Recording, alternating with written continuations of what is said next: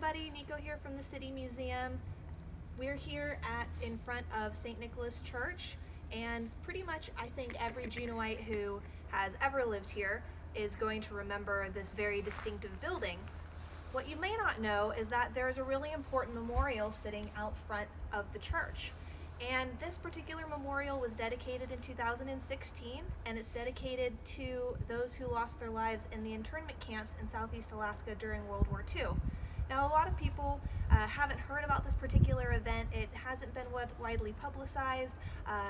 There's a lot of information coming out now. We've got a bunch of different exhibits and projects and people working on bringing this kind of to life for a topic that isn't in a lot of history books. So today we wanted to talk a little bit about this event, and it's a little bit sad, so I want to prepare you guys all for that.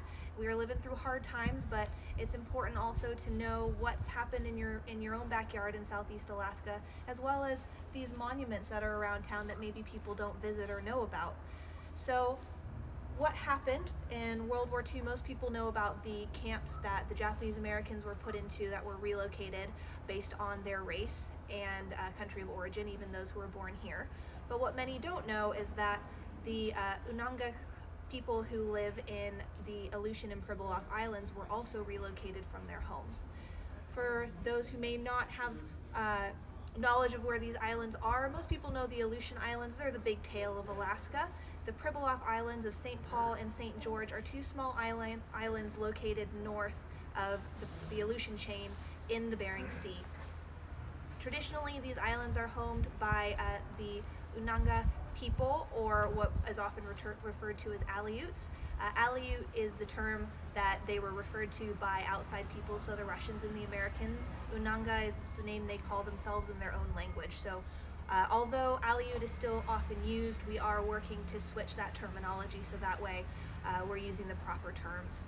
And in June of 1942, in corresponding with the Battle of Midway, Japanese troops attacked and bombed Dutch Harbor on the island of Unalaska. 2 days later, they invaded and took the island of Kiska and the island of Attu, including the villagers of Attu that were living on the island. They were removed and sent to an internment camp in Japan.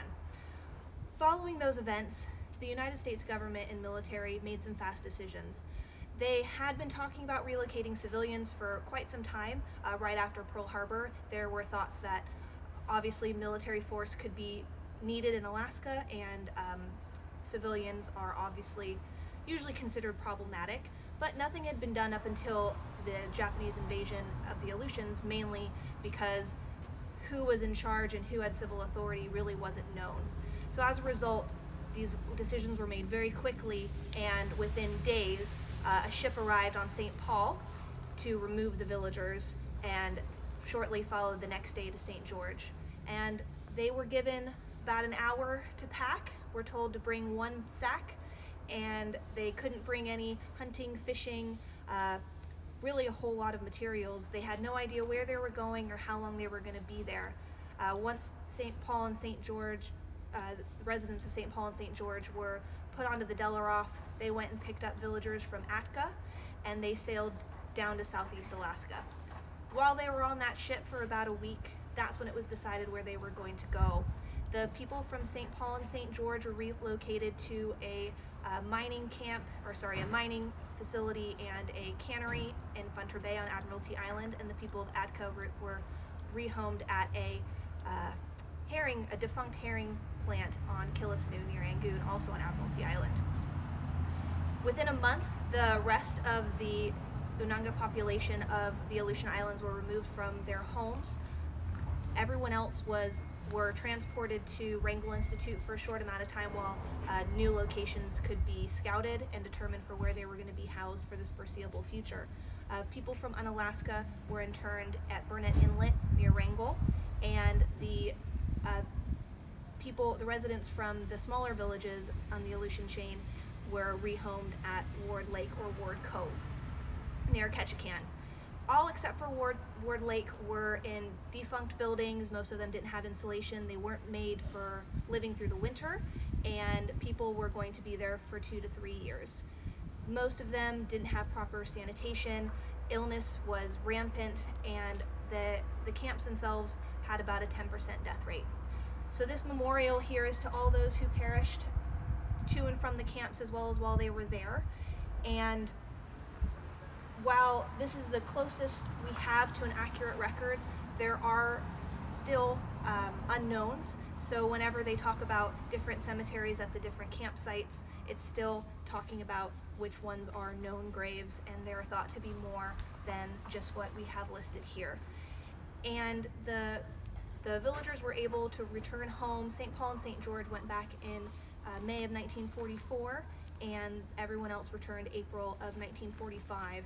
And they did return home to homes that had been damaged, vandalized, looted. A lot of them were housing the U.S. government or military forces, or had been used as target practice, and they really did need to spend a few more years rebuilding their lives. And would like to end on a semi-optimistic note. The City Museum has been working on an exhibit talking about specifically the two camps at Funter Bay, and in doing that project we've been working very closely with people on St. Paul and St. George, as well as other towns and villages on the Aleutian chain. And what comes across most often, and what they are always wanting to portray to me and want me to convey to other people, is the fact that this was a horrendous event, but it didn't destroy them. And they are still Aleuts, they're still Unangax, they still have their culture and their language, and really they credit Tlingit and Haida a lot with giving them the tools and the motivation to become their own advocates, and they continue to do so. And they are, especially on St. Paul right now, rebuilding culture camps and working on development of their language, and are really doing so many things. And so even though this horrible tragedy occurred to them and they continue to feel the trauma of it generations later, they're not letting it define them, which is just absolutely amazing. And so we do want to make sure that people know about this particular memorial, and we'll also be doing a couple of videos later, especially focusing on Funter Bay, just because that's what we've been focusing on for our upcoming exhibit. So please feel free to come by, at least for right now. This is such a beautiful church and a beautiful memorial, and it means so much to so many people.